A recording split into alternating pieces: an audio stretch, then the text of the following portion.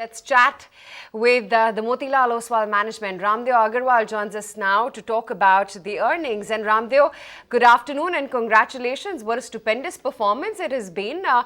Tell us a little bit more about, at the group level, which business would you say has contributed maximum to the growth this time?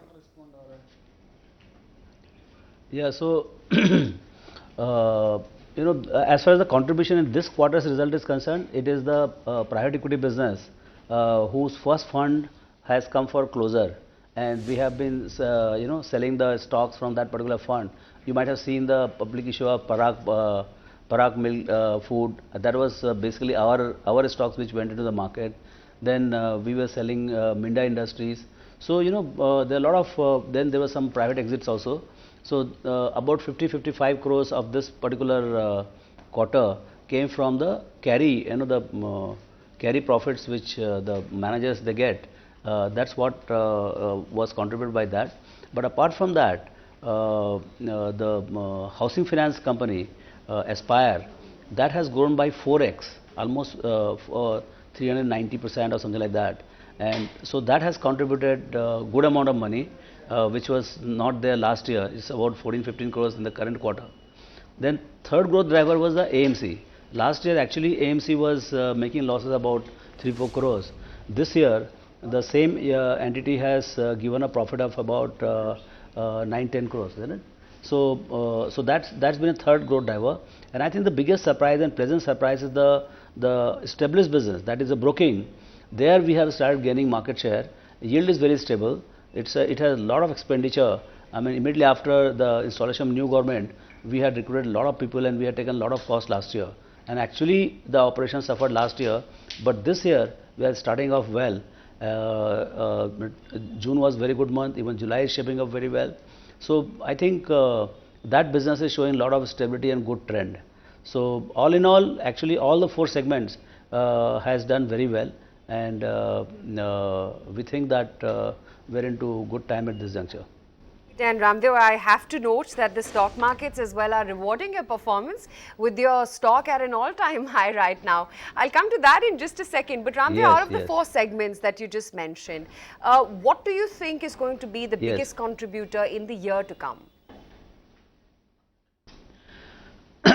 See, biggest number of employees and the core of the company is the broking business. But it's a highly it's a cyclical and unpredictable business, in the sense that how big can you be? Between 2003 and 2007, we grew 100 times in that business. We had only one line of business, institutional equities and broking.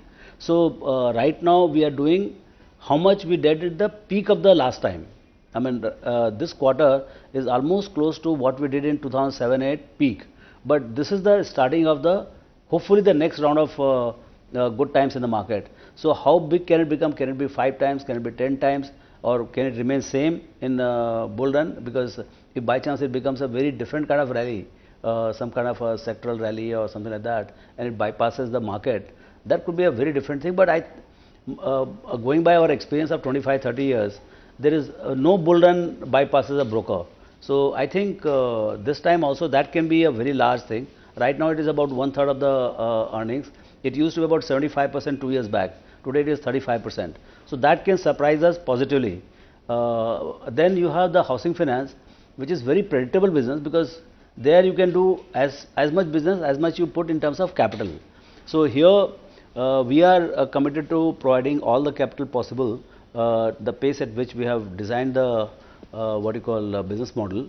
Right now the traction is very good. We are in affordable segment, 10-11 lakhs of rupees per house. And so we have done about 25,000-27,000 houses, which gives us a book of about 2,500-2,600. So that looks to be a very promising segment of growth, but it's relatively new. It's just about 2 years old, and we are still building our base out there.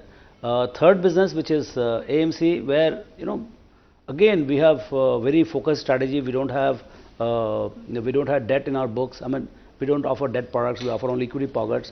Even in equities, we offer very, very specific type of equity products, and just about 2-3 strategies. We don't have many schemes, so we have only 3 schemes. So, all of them are doing well, and who can, right now, all of them are about 20-25% each business. But in 2020, I'm quite sure one of them, I wish my broking is the biggest, while others, they try to catch up. Raamdeo, you booked an exceptional income as profit on sale of investments from the PE business. What is the outlook over here?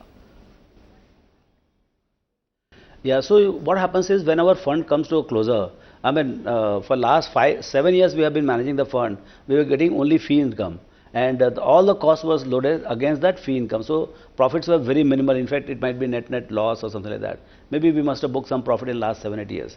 But in private equity business, the main thing one waits for is a carry. So the carry is coming. It's a perfectly operational income, but it doesn't come every year.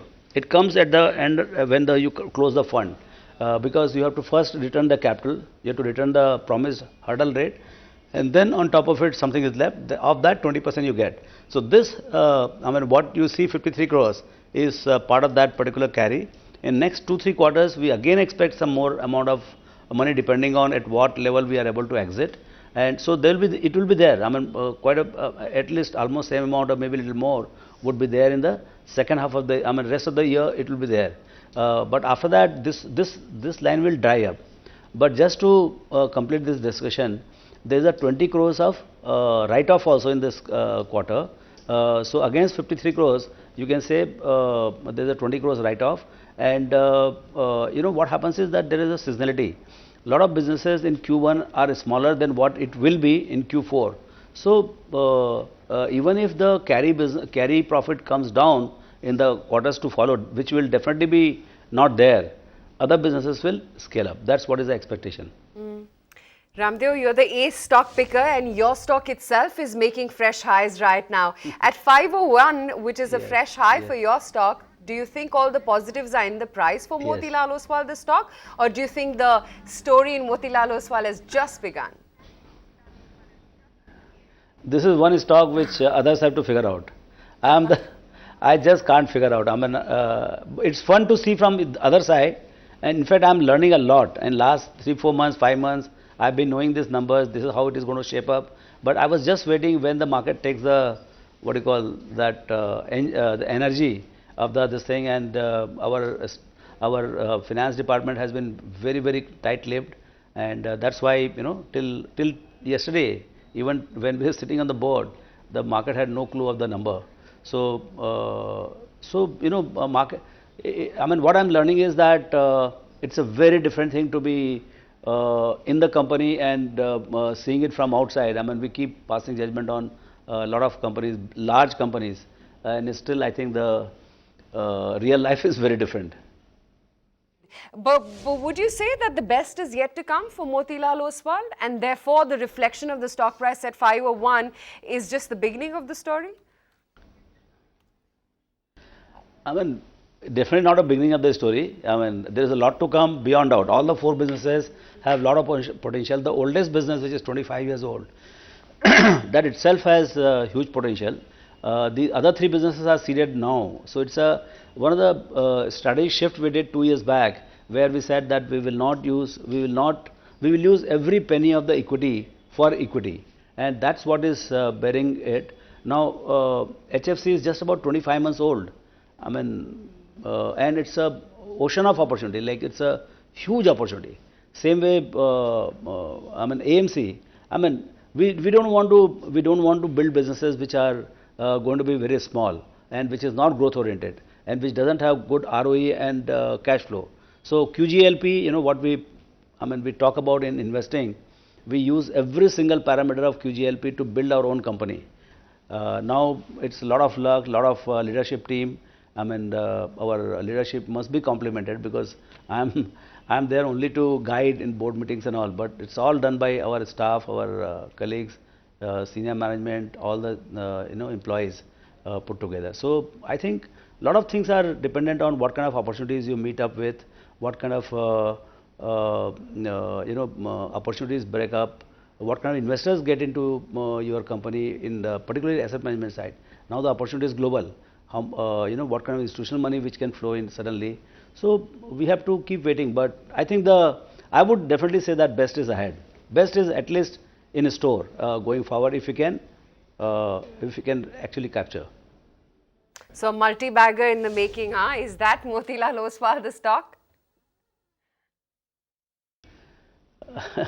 I mean, you can use your whatever words you want to use. It's a 6-7,000 crores kind of company, so it's not that small a company. For serious multi-bagging, I mean, for something to become 100x, which I love. That's the word I use. I love 100x. For 100x to be this thing, you need to start little smaller. I mean, only future will tell what happens, but. I mean, it is all dependent on the how the events shape up. Let's make use of the management then and talk a little bit about what the outlook is for the markets. You said best times ahead for the company. Do you share that view when it comes to the equity markets for the long haul? Yes, I mean, this is what has been the view for last 30 years, and in fact, if you ask me today, I feel as bullish. I mean, 100% bullish on the market. I have said this is a great time to go out and, I mean, you remember you interviewed me I was in Moscow last fortnight, 15-20 days back, and there we said it's nice and bright sunshine. Let's go for shopping when markets were down 1,000 points. So the equity view don't change, and monsoon is perfect now. That's one big thing which is underway right now. Except for Gujarat and Northeast, almost everywhere it is normal or excess. I think we are undermining after 3 years of drought what it can do in next 12 months to the Indian economy. So things will build up. I mean, consumers will come out, rural consumers will come out, they'll buy their goodies, and on top of it, the GST is literally knocking the door. It has not happened, but this was the biggest reform. It may have some teething trouble, but I think in 5 years' time, like what has happened to the telecom now could happen to the indirect taxes. It will not only increase the efficiency of tax collection and ease of doing business, but also it will increase the tax collection to GDP, which has been the crying need for India. I mean, at 10-11% to GDP, I think we just don't collect taxes, and without that, we cannot do development. So I think once this GST is in place, in the next 2-3 years, I'm sure the tax to GDP ratio will grow, and that will give enough funding for the infrastructure spend. Raamdeo, you've always been of the belief that whenever it's gloomy, it's time to go out and buy. Some of your, Yes. stocks like a Nestle or for that matter Pidilite are already at life highs. Does it worry you that maybe these stories are now giving you indications of profit booking, or do you think these are stories where you will continue to be a believer and continue to hold on? You have to, I mean, the new highs or scaling up to the old levels, that only confirms our thought process are right. But if Indian economy has to go from $2 trillion to $4 trillion in next 7 years, most likely in 5-6 years, 7 years, I mean, the amount of discretionary spend which is going to happen, for that new discretionary products are not going to come. It is going to be the same Maruti Suzuki for the cars, it is going to be the same chocolates, or the same, a lot of consumer products and services. So I think the companies, particularly who have dominant position in their respective field, and it is admired by their underlying consumers, I think those are companies which will scale up and make a lot more money, and they'll be surprised by what could be there in store as the economy opens up in the years to come. Are you a little worried though, Raamdeo, about the quality of earnings that one has seen? IT has disappointed this quarter. PSU banks or rather private banks, I beg your pardon, hasn't been anything impressive. And FMCG as well, with ITC as well as Unilever, haven't had the best of volume, so to speak. So that earnings surprise is still pretty much lacking. How long before we actually see earnings materialize on ground and see something qualitative coming in there? So earnings is, we are very keenly watching this particular quarter. I think Infosys was a kind of a rude shock, somewhat. In fact, company had tried to guide for this quarter of some kind of happening in the billing and all, but I don't think the markets took it seriously, and on the day of result there was a kind of shock. But apart from that, most of the other results are broadly in line, not not much to look at in the sense that there's not major positive surprise out there. Some of the NBFCs, like we saw the microfinance company yesterday, they had a fabulous result. Now Motilal Oswal has a great result. So I think we'll start seeing some growth impetus coming out in this quarter. It's too early right now, but as the time passes, in next 2-3 weeks, we'll have better handle on the total corporate earnings. But my sense is that it should be better than the Q4.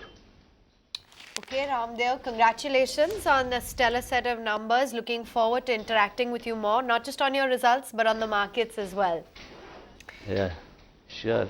Thanks. Find us on Facebook at facebook.com/ETNow and don't forget to click the like button. You can also follow us on Twitter at ETNowLive. To stay updated with all our programming, hit the subscribe button on our YouTube channel by logging on to youtube.com/user/ETNow.